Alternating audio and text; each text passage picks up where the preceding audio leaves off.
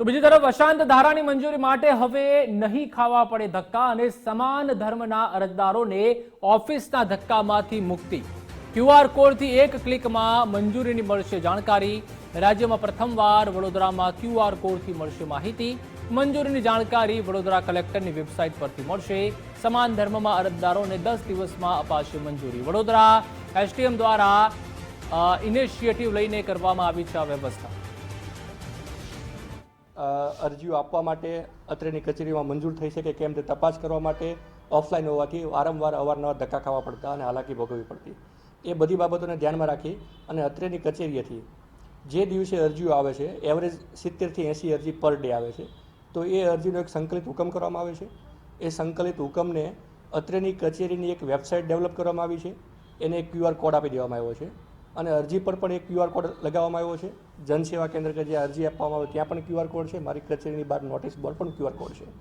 એ QR code scan કરશે એટલે એ અરજી જે વેબસાઇટ પર અપલોડ થઈ છે એના સુધી લઈ જશે અને એ ક્યુઆર કોડના આધારે એ જે મારો હુકમ છે એ ડાઉનલોડ કરી શકશે। સમાન ધર્મની મિલકત ખરીદ વેચાણની આવતી અરજીઓને લઈને લોકોના જે કચેરીએ ધક્કા ખાવા પડે છે તેને જ લઈને વડોદરાના જે એસડીએમ છે તેમના દ્વારા એક નિર્ણય લેવામાં આવ્યો છે અને આપ જોઈ શકો છો તે રીતે આ જે જન સેવા કેન્દ્ર છે અને અહીંયા આ જે ક્યુઆર કોડ છે તે લગાવવામાં આવ્યો છે, જેથી કરીને આ ક્યુઆર કોડ સ્કેન કરી અને તમામ માહિતી છે તે અહીંયાથી જે અરજદાર છે તેને મળી રહે। આપ જોઈ શકો છો તે રીતે આ ક્યુઆર કોડ છે તેને સ્કેન કરી અને આખી આ જે માહિતી છે તે અહીંયાથી મેળવવાની રહેશે। તમામ માહિતી છે આ તે ક્યુઆર કોડ સ્કેન કરતાની સાથે જ અહીંયા આવી જશે કે જે રીતે અરજદારે અરજી કરી છે અને ત્યારબાદ તેની અરજી છે તે મંજૂર થઈ, હુકમ છે તે મંજૂર થયો છે કે નહીં તે તમામ વિગત છે તે આપણને આ જે ઓનલાઈન છે તેના પરથી માહિતી મળી રહેશે। ખાસ કરીને વાત કરીએ તો દર મહિને 1800 થી 2000 જેટલા જે અરજદારો છે તે અહીંયા આવતા હોય છે અને તેને જ લઈને ક્યાંક ને ક્યાંક જે અરજદારો છે તેમને પણ ધક્કા ખાવા પડતા હોય છે,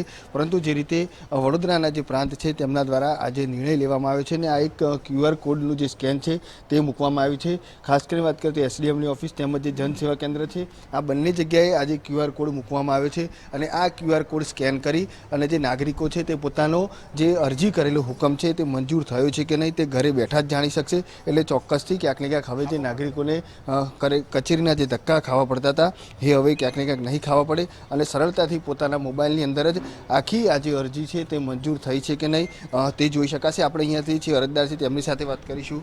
શું કહેશો, આ એક ક્યુઆર કોડ જે છે તે મૂકવામાં આવ્યું છે, નાગરિકોને કેટલી સરળતા રહે? નાગરિકોને ઘણી રાહત મળશે આમાંથી। જેમ કે 15 દિવસ પછી જે ધક્કા ખાવા પડતા હતા મંજૂર થઈ છે કે કેમ એ ચેક કરવા માટે ઘણીવાર આવવું પડતું હતું, એની જગ્યાએ સીધું ક્યુઆર કોડ જનરેટ કરેલો છે જેથી સ્કેન કરશે એટલે ટોટલી માહિતી મંજૂર છે કે કેમ એ આરામથી મળી જશે। આ એક બહુ સારું પગલું ભર્યું છે એસડીએમ સાહેબે। સમય મર્યાદા પણ 10 દિવસની જ રાખવામાં આવી છે કે 10 દિવસની અંદર તમારી જે અરજી છે હુકમ છે એ મંજૂર થયો છે કે નહીં। આ પણ લાગે છે સારું છે, કારણ કે પહેલાં અવારનવાર 15 દિવસ થતા, મહિનો થતો, 3 મહિના થતા। ઘણું સારું છે, પહેલાં 15 દિવસ થતું તો હવે 10 દિવસ થતા છે, જેથી દસ્તાવેજની પ્રોસેસ પણ જલ્દી થશે એટલે નાગરિકોને સરવાળે લાભ જ છે આમાં। એટલે આભાર।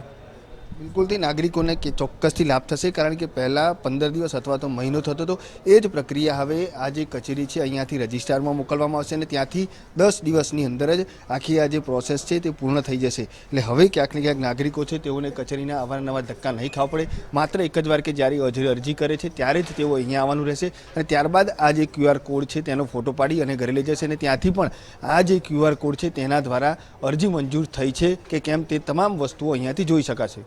કેમેરામેન ડીકે સોલંકી સાથે અલ્પેશ સુતાર, ગુજરાત ફર્સ્ટ, વડોદરા।